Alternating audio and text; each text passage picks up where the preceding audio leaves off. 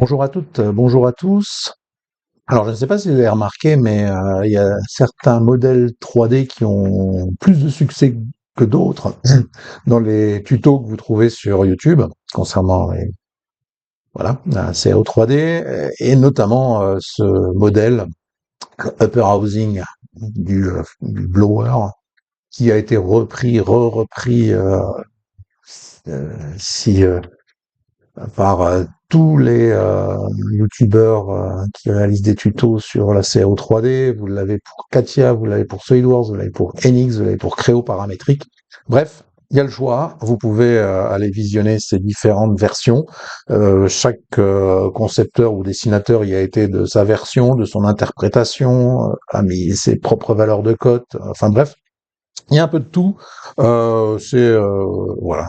Une fois qu'on en a vu un, on les a presque tous vus, mais ils font à peu près tous les mêmes, prennent à peu près tous les mêmes options pour concevoir leur modèle. Et certaines sont très critiquables, d'autres un peu moins. Et puis la façon dont ils abordent notamment la partie euh, la sortie de la tuyère là est assez rigolote. Moi, je vais vous donner ma propre version de cette pièce-là. Alors, c'est une pièce qui existe depuis une quinzaine d'années. Ça fait partie des tout premiers manuels de formation, notamment sur Point Engineer. On l'a fait, refait. Et donc, ça a été repris ensuite par tous les éditeurs de logiciels CAO 3D. Ils ont repris à peu près la même pièce. Donc, on retrouve à peu près les mêmes cotes. Et voilà, c'est rigolo. Et ici, en 2025, on continue à modéliser ce genre de modèle. Allez, on y va, on commence notre pièce, on lui donne son petit nom. C'est ma deuxième version parce que, bien évidemment, je me suis quand même un petit peu entraîné avant. Alors, comme tout le monde, on va commencer par extruder un demi-cylindre. Hein. C'est quelque chose de ça d'assez facile à faire. Hop, on fait son demi-cylindre comme ceci. On vient ajuster la partie qui ne nous est pas utile. Et on a ici une cote de rayon. Moi, ça me va bien. Donc, j'interprète moi aussi les cotes à ma manière. Hein. Allez, rayon de 150. Je valide mon esquisse et on se met ici en extrusion symétrique et on donne l'épaisseur de la paroi. On va mettre 200. Parfait. Ça, c'est bien. Ensuite, on va tout de suite enquiller vers la tuyère. Et pour ça, on reprend le même plan et euh, on va aller chercher ici un arc de cercle qui s'appuie. On va le mettre un peu plus loin pour l'instant. Il vient à la verticale ici, voilà. Et on enchaîne sur un segment de droite.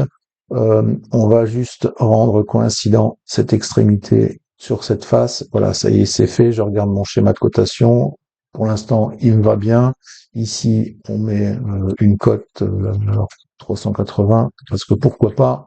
Et au niveau du rayon, on va mettre 250. Là, encore une fois,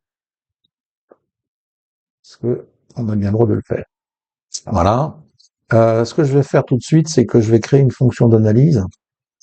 Je vais mesurer, voilà, ma longueur de parcours pour la tuyère et je vais l'enregistrer. On a la possibilité dans Creo de créer une fonction que je vais appeler, tiens, tuyau ou tuyère, voilà, comme ça. Euh, non, tuyau, comme ça. Tuyau. OK. Donc, il me fait ici une fonction de mesure qui se mettra à jour au fur et à mesure des modifications de la pièce. Et ce qui est intéressant, c'est que cette fonction de mesure possède un paramètre dont le nom est length, voilà, en anglais on va le laisser comme ça, et qui mesure en permanence la longueur de ce tuyau. Alors, le long de de cette trajectoire, eh bien, on va créer un balayage. Suite. Très bien. Et nous, ce que l'on va faire, c'est qu'on va choisir de créer un balayage à section variable.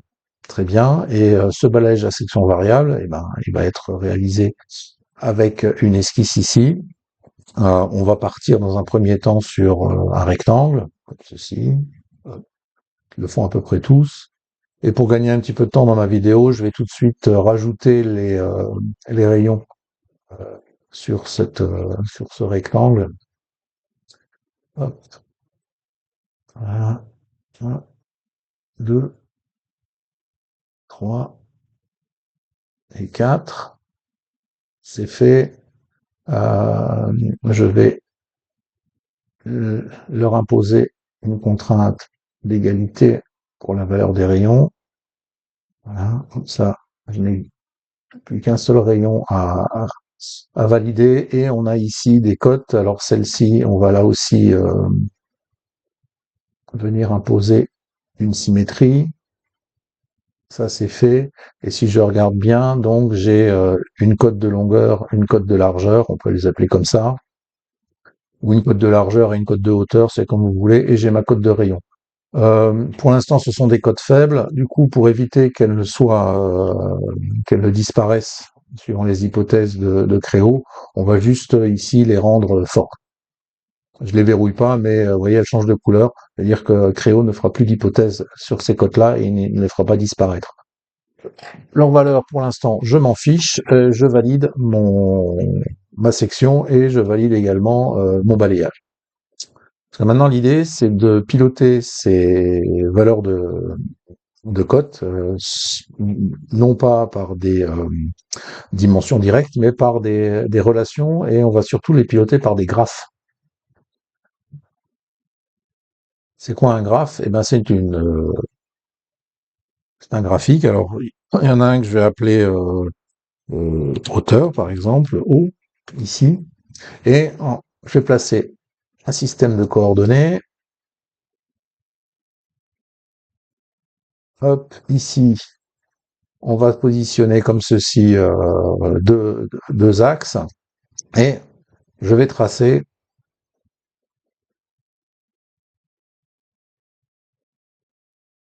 un segment comme ça. Alors pour prévenir les différentes modifications que je vais faire par la suite, ben, disons que je suis pas très doué. Allez, on va le replacer verticalement. Je vais coter par rapport à des traits d'axe comme ça. Je vais encore en replacer un ici, à des lignes centres. Voilà. Et je vais mettre un schéma de cotation comme ceci. Donc une cote de là à là, une cote horizontale, donc un hors-tout. Pour l'instant, je vais mettre une valeur quelconque, on va mettre 600. Voilà, c'est pour avoir peut-être un peu grande pour l'instant. On va mettre 60 ici. Voilà, on verra tout à l'heure pour changer cela. Et la hauteur ici va correspondre à la hauteur finale de mon tuyau, de ma tuyère. Je vais ici mettre une cote. Hop, on va mettre une dimension ici. Allez, à la louche, on va mettre 120, comme ceci. Et on va mettre la cote ici, à l'entrée du tuyau. On va lui mettre, allez, 106, comme ceci. Et on va surtout également mettre la cote la cote là où la tuyère s'élargit. Donc c'est là où je vais reprendre ici, je vais remettre quand même la cote de 600 à cet endroit-là, qui correspond à la longueur complète de mon tuyau. Et on va venir coter. Là aussi, je vais remettre une ligne centre verticale ici. Voilà, c'est pour avoir un schéma un peu plus robuste. Et on va coter donc de là à là. Et on va mettre ici la longueur de transition. Par exemple, on va mettre allez, de toute façon, on changera tout à l'heure dans l'exercice. Voilà, on va mettre 100 mm de transition. Donc ça, c'est mon premier graphe. Ensuite, ce que je vais faire, c'est que je vais copier ce graphe-là sur lui-même et je vais en faire cette fois le graphe pour la partie largeur. Je l'appelle large ici. Du coup, je l'ai copié, je garde la même longueur. Je peux changer la valeur de transition, tiens, c'est rigolo. Et la hauteur pour la largeur, on va passer, je sais pas moi, 160 à peu près. Voilà. On verra après ce que ça donne. Ok, donc ça c'est et bien sûr la largeur au départ. Ici, je vais mettre 145. Voilà. Donc ça c'est la largeur au départ. Pouf. Et on s'arrête à 120. Voilà. Et puis un dernier pour la route, comme dirait l'autre. On va aller chercher. On va là encore une fois faire une copie. Ici, très bien. Ok. On va l'appeler rayon. Et ce graphe-là, lui, va nous piloter le rayon à l'entrée et à la sortie. On va mettre un petit rayon d'entrée, allez, 20 mm.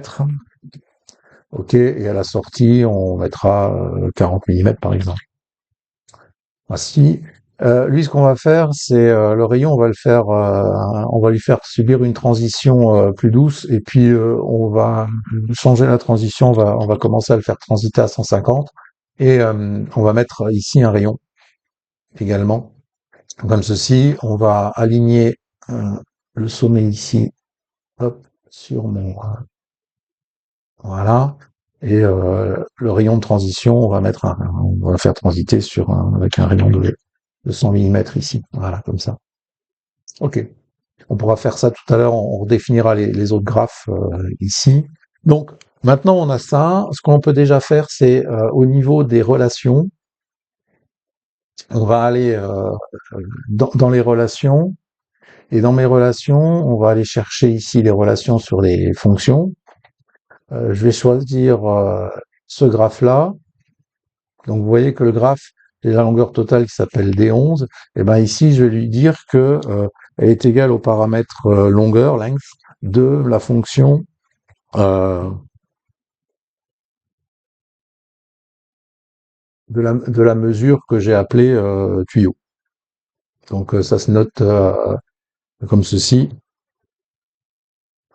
2.fid, feature ID, underscore, et le nom de la fonction. Si je valide, ok, la relation est successful. Donc après, je peux aller chercher, donc j'ai mis ça sur, pour l'instant, je vais le copier ici, CTRL C, puis je vais aller chercher la fonction concernant la partie, la largeur. Je vais faire la même chose. Je vais aussi piloter la longueur du graphe avec la longueur du tuyau, ok, ça c'est bon.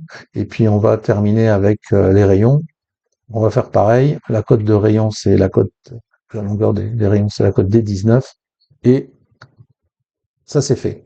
Mais c'est pas le tout, parce que maintenant on va aller s'attaquer à la partie proprement dit du balayage. Euh, mais déjà, je vais sortir de mon insertion ici. Voilà. OK. Et je vais maintenant revenir dans mes relations. On va aller chercher les relations cette fois de la section du balayage. Je la retrouve ici. OK. Et donc j'ai mes trois cotes, la cote de largeur, la cote de hauteur et la cote de rayon. Et donc la cote de largeur, elle, on va l'évaluer de la manière suivante.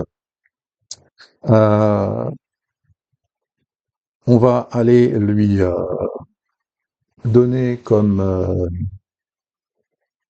ouais, on va aller lui donner comme valeur. On va évaluer le graphe, donc on utilise la fonction evalGraph. Il s'agit de ma cote je sais plus laquelle j'ai pris, la cote de largeur, et elle va être évaluée tout le long de la trajectoire. Donc on utilise la fonction trajepar, et celle-ci je vais la multiplier par la longueur justement de la trajectoire, c'est-à-dire que ici je vais aller chercher la cote D11, qui était la cote de longueur du graphe, je ne sais pas si vous vous souvenez. Donc ça, c'est pour la partie largeur. Donc ici, je vais copier Plus ça, on va aller chercher maintenant, on va faire la même chose pour la partie hauteur.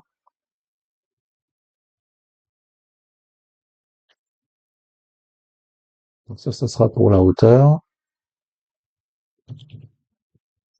Et finalement, pour les rayons,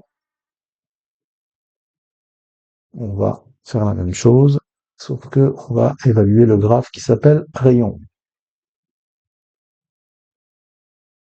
Voilà, le plus dur est fait.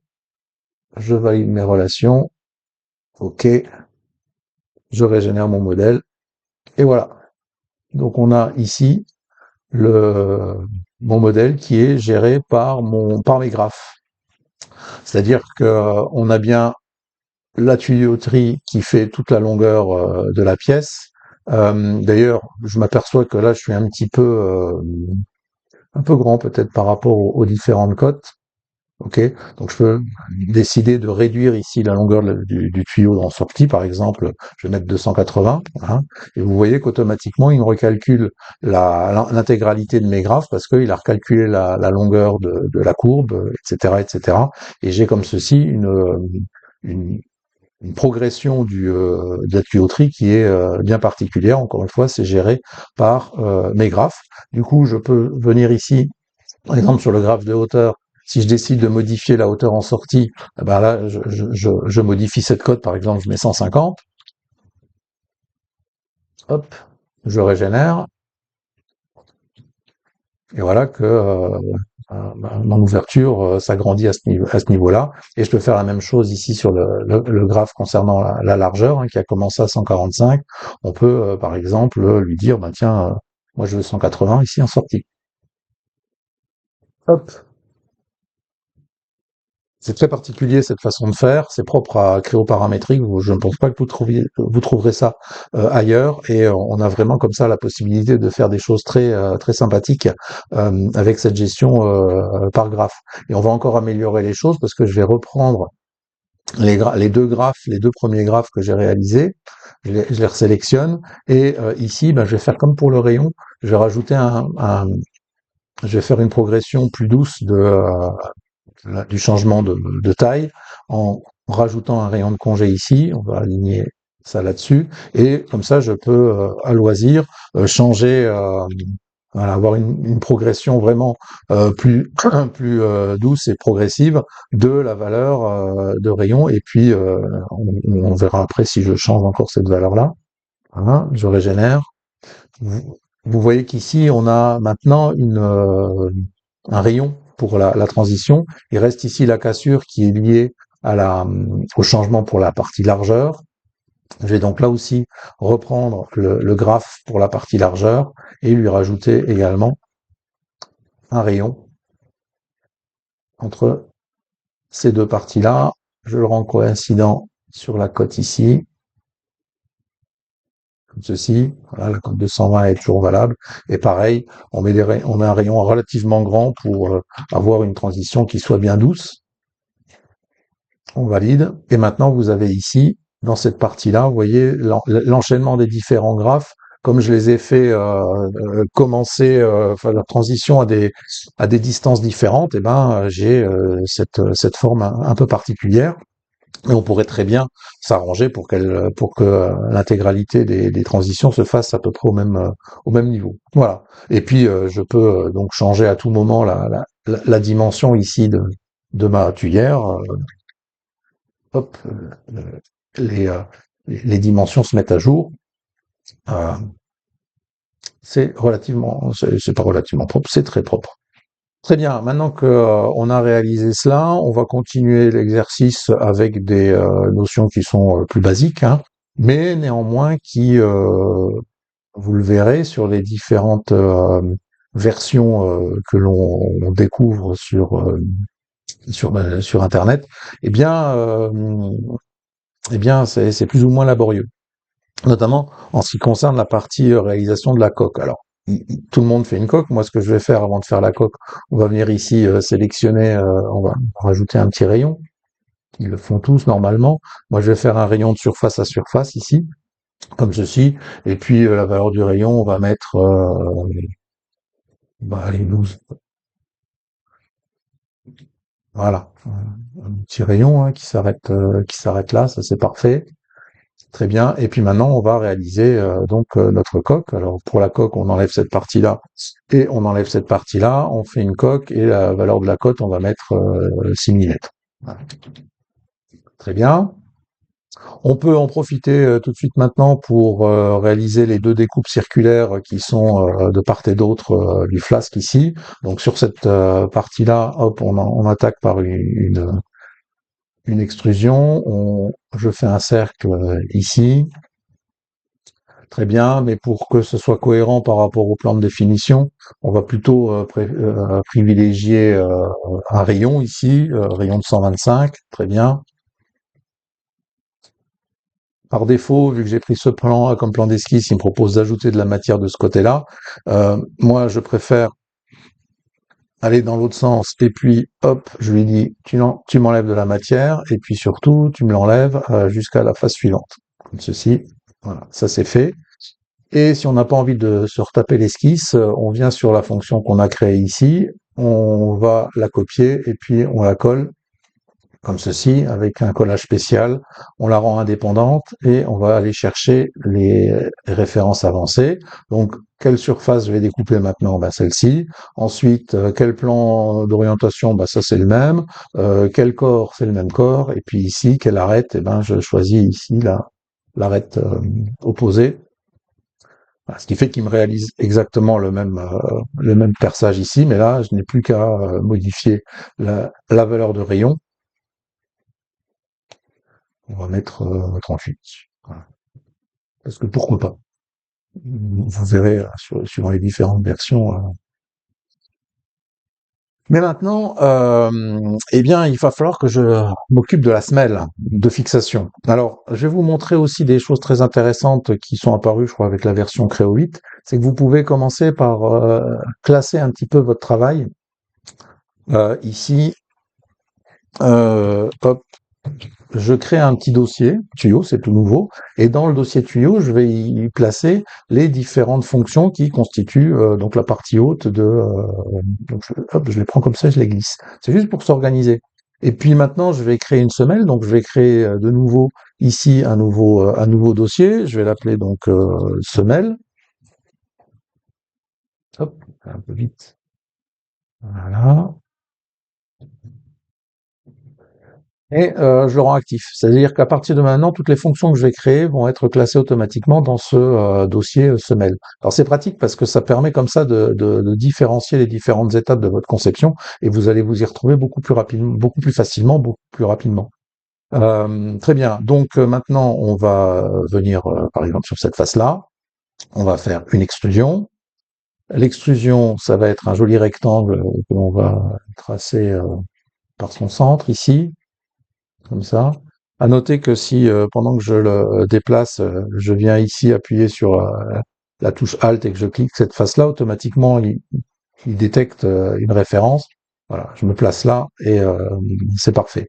Donc la largeur de ma semelle ici, c'est une cote de, je sais plus combien j'avais mis la cote de la semelle. Ça n'a pas beaucoup d'intérêt, ça n'a pas beaucoup d'importance.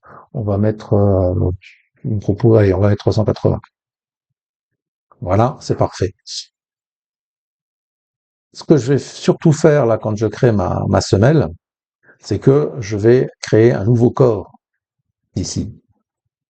D'accord, je crée un et je donne l'épaisseur de la semelle qui est une épaisseur de 10 millimètres. Voilà. Ce qui fait que pour l'instant, je crée ma semelle dans un nouveau corps. Ici, je vais retrouver ce corps ici dans la partie dans mon dossier semelle, très bien. Et et je vais continuer à travailler comme ça pour l'instant. On va rajouter une esquisse externe ici, sur le plan qui se trouve là ici. Cette esquisse, ben, ça va être 2 points, ça c'est pour mes perçages. Donc de part et d'autre ici, ce que je vais faire, c'est que je vais les rendre symétriques de part et d'autre de cette ligne médiane. Voilà, comme ça. Je vais les dimensionner par rapport aux faces extérieures de la semelle. Notez aussi que dans Creo, on peut choisir des faces hein, pour côté. alors que bien souvent sur les autres outils, vous ne pouvez choisir que des arêtes. Or, une face est plus robuste en termes de conception qu'une arête. On a moins de chances de la paumer. Euh, voilà. Donc là, j'ai un côté mon esquisse. Comme je suis symétrique ici, je n'ai pas besoin de m'occuper de l'autre côté. Et ça, c'est intéressant parce que ça va me permettre de faire un perçage qui s'appuie. Vous voyez, il a trouvé tout seul. Mon esquisse était encore active. Il a trouvé tout seul que je voulais coter le perçage sur l'esquisse. Et ben voilà. Donc après, ici, on fait un perçage débouchant. Et puis, en revanche, il va vers le bas. Donc ça, je peux changer le côté d'extrusion. Puis là, je vais mettre 11 mm. Voilà. Et il m'a fait mon perçage. OK. Dans les options, le perçage se propage dans le corps numéro 2 et uniquement dans le corps numéro 2. Très bien. Je peux enchaîner tout de suite sur une répétition. Les répétitions dans Creo, héritage de ProEngineer, on peut faire des répétitions par code. C'est bien pratique. C'est généralement euh, aussi pratique, voire plus pratique de faire des répétitions uniquement sur des directions. Ok, donc là je répète le perçage, voilà, et c'est fait. Donc là j'ai mes quatre perçages de part et d'autre. Et pour finir, bah oui, sauf que ma semelle, pour l'instant, elle perturbe un peu tout le bazar parce que elle traverse ici. Et c'est là où intervient la puissance de Creo en ce qui concerne la partie multicore, c'est que j'avais commencé par réaliser cette toute première fonction au début de ma conception, de mon design. Eh bien, je peux utiliser une fonction qui s'appelle copy snapshot ou copie cliché. Et à cet endroit-là, dans ma conception, il me fait donc une copie, un instantané, un cliché de cette fonction au moment où elle a été créée. Et le fait de faire ça, c'est que ici, il m'a créé un nouveau corps, le body numéro 3, qui vient se placer ben, ici dans ma semelle. Ce qui fait que le corps ici de la semelle, lui, je peux maintenant utiliser une opération booléenne, je peux lui soustraire ce fameux corps numéro 3. Alors, le corps à modifier, c'est le 2, et puis le corps à soustraire, c'est le 3, ici. Voilà. Et ça, c'est vachement pratique parce que du coup, maintenant, je me retrouve ici avec mes deux parties de semelle qui ont été découpées par justement ce- cette géométrie. Et pour finir mon travail, eh bien, je vais revenir sur le corps numéro 1, et là, je vais faire une fusion avec le corps numéro 2. Voilà. Et c'est fini. C'est terminé. J'ai mon modèle que j'ai pu réaliser grâce à des fonctions à la fois très anciennes. Hein, le pilotage par graphe existe depuis les toutes premières versions de ProEngineer. Hein, c'est des fonctions qui ont 30, 35, 40 ans. On pouvait faire déjà la même chose, voilà, il y a 40 ans. La conception par corps, c'est arrivé c'est beaucoup plus récent, hein, ça a 5-6 ans, mais ça aide aussi là pour ce travail. Voilà. Vous avez un schéma de cotation qui est je dirais pas minimaliste, mais on a toutes les cotes au bon endroit et elles sont fonctionnelles. Les opérations, voilà, booléennes sur les corps, c'est quand même très pratique. Et vous avez vu que je ne me suis jamais embarqué dans des esquisses très complexes. Alors certes, les graphes ici ont une certaine particularité. Il faut en avoir fait un ou deux pour comprendre vraiment quelle est leur utilité et quelle est leur praticité. Donc ça, je laisse comme ça. Je suis en train de les ramener juste tous pour terminer à la même valeur de transition ici qui est 120. Voilà. Hop, tac, et si je régénère, voilà, vous avez et là on voit les enchaînements des différents rayons que j'ai mis sur mes graphes. Et vous avez une forme qui est bien, qui est propre, qui continue. Le rayon se propage bien. C'est pas mal. Voilà, merci d'avoir regardé cette vidéo jusqu'au bout. Je vais vous mettre les liens dans la description sur les autres propositions de mes confrères en ce qui concerne la partie modélisation de cette pièce sur les autres outils de CAO qui existent. Il y en a même une sur cryoparamétrique. Donc vous pourrez comparer comme ça les différentes méthodes et vous faire votre opinion sur la qualité et la facilité d'utilisation des différents outils de CAO sur le marché. Je vous dis à très bientôt pour une autre vidéo.